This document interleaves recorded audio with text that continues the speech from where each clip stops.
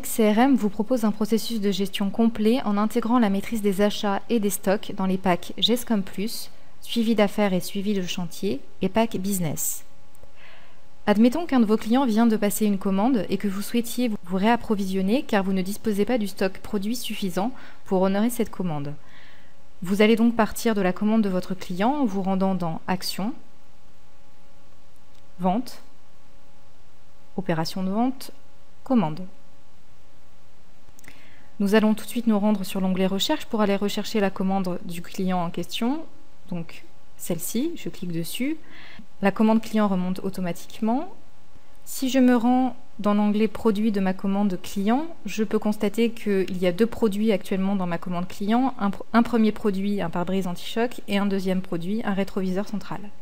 Nous allons maintenant directement transformer cette commande client en commande fournisseur en nous rendant directement sur le lien bleu ici, commande fournisseur.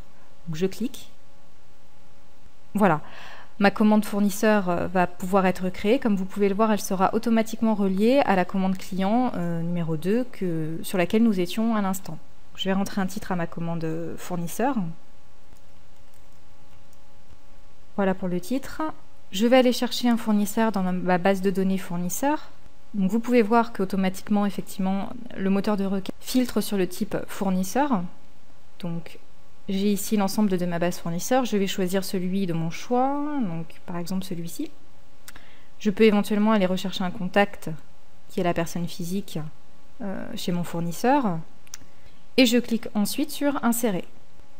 Insertion réussie, effectivement. Si je rentre un petit peu plus en dessous dans les produits, vous pouvez constater que les produits de ma commande client ont automatiquement été transférés dans ma commande fournisseur.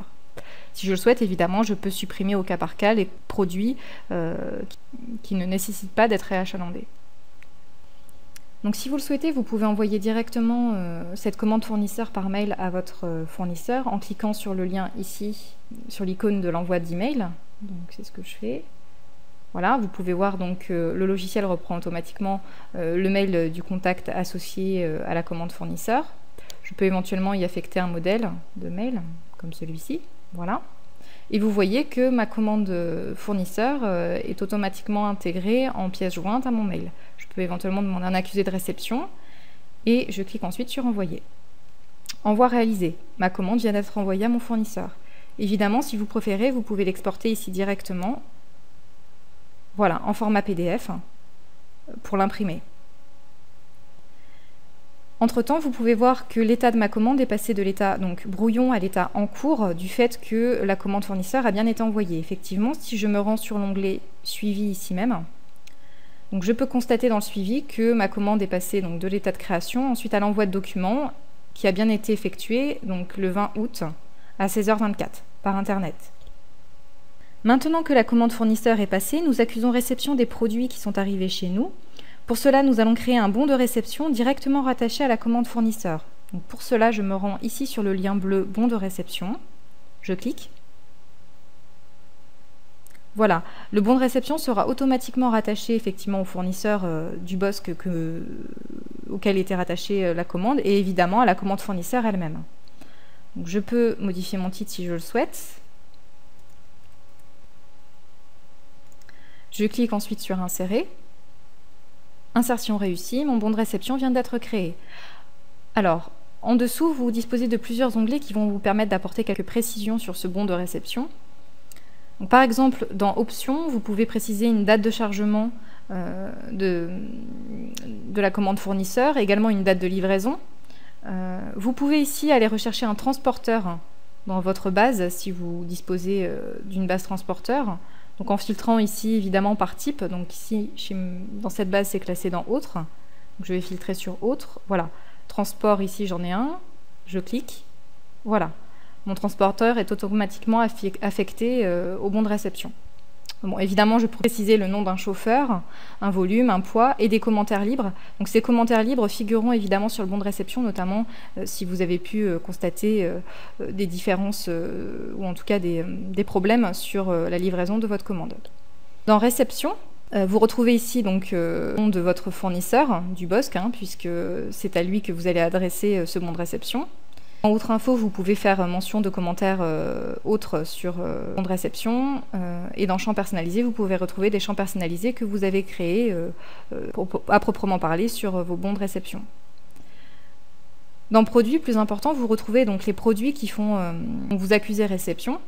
Donc, si vous recevez partiellement votre commande, vous pouvez éventuellement supprimer un produit ici direct.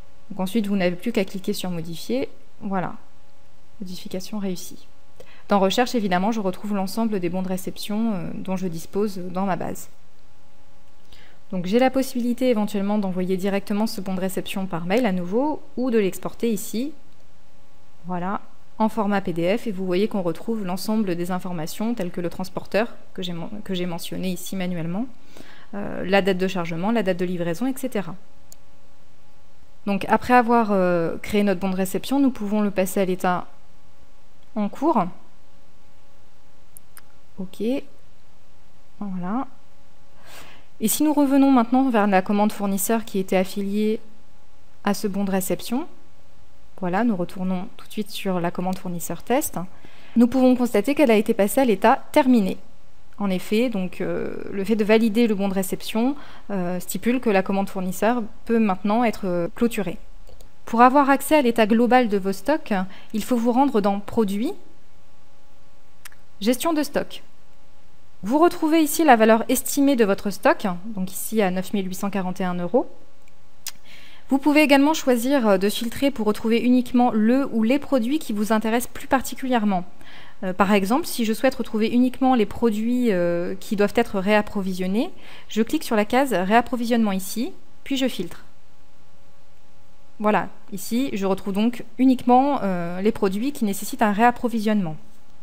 J'accède ensuite en dessous au détail de chaque produit, donc je peux avoir une estimation du stock dont je dispose actuellement sur chaque produit. Donc ici par exemple je sais que je dispose de 8 articles siège cuir blanc dont la valeur est estimée à 1 600 €. Je sais en revanche que actuellement on m'en a réservé pour 30, la raison pour laquelle il nécessite un réapprovisionnement. Je peux modifier si je le souhaite les quantités directement ici manuellement, double-cliquant sur les chiffres mentionnés. Voilà. Donc, en dessous de chaque produit, vous disposez du détail des actions qui ont été effectuées, c'est-à-dire les commandes clients, ici. Donc si je clique sur commande client 1, je vais accéder ici au détail de ma commande client. Je sais qu'elle est en cours, le nom de mon compte, client, et le reste à livrer, la quantité qui a été commandée, le reste à livrer. Je peux également accéder donc, au détail de mes commandes fournisseurs, ici, voilà, en dessous. Donc j'ai ici une commande fournisseur qui a été passée au fournisseur du Bosc. Voilà pour le détail de chaque produit. Si je souhaite maintenant réapprovisionner mon stock sur un ou plusieurs produits, il me suffit ici de les sélectionner au niveau de la coche. Alors éventuellement, je peux modifier les quantités, hein, si je souhaite réapprovisionner que de 10 par exemple, mais le logiciel calcule automatiquement la quantité qui est à commander. Donc je vais par exemple choisir de réapprovisionner ces deux-là. Alors, donc ici en haut, je vais aller choisir le fournisseur auquel je souhaite passer ma commande. Donc ici, je vais choisir par exemple celui-ci.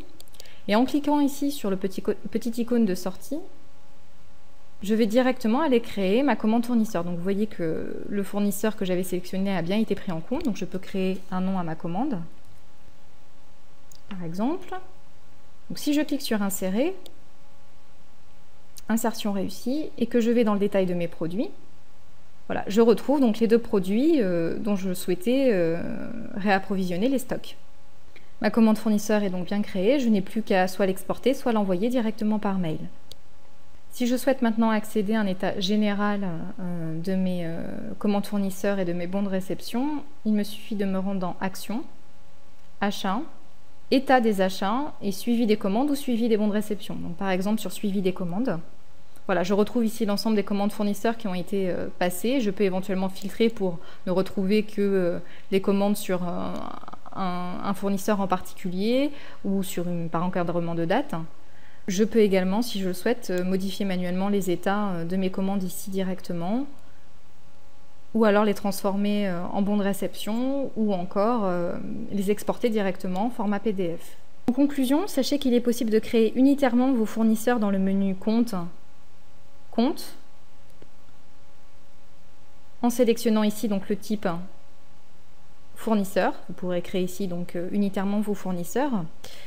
Ou si vous le souhaitez, vous pouvez également faire un import global de votre table fournisseur en vous rendant dans le menu Paramètres, Paramètres généraux, Gestion des données, Import et export de données. Ces imports de données sont possibles en format CSV, Excel ou texte.